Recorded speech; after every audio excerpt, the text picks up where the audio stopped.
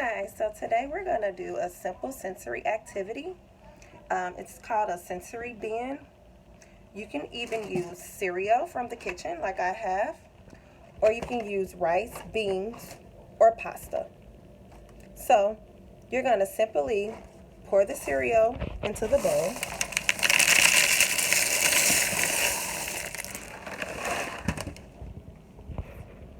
Once the cereal is in the bowl, you can have the kiddo to kind of briefly run his or her hands through the bowl.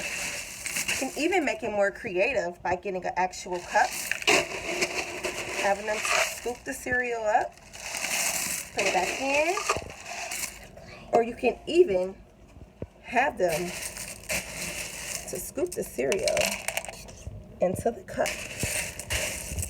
And if you want to make it an even more brighter experience, you can actually add coloring to the cereal of your choice. My choice was to use a Kool-Aid packet that I had, which is red, or if you have full coloring.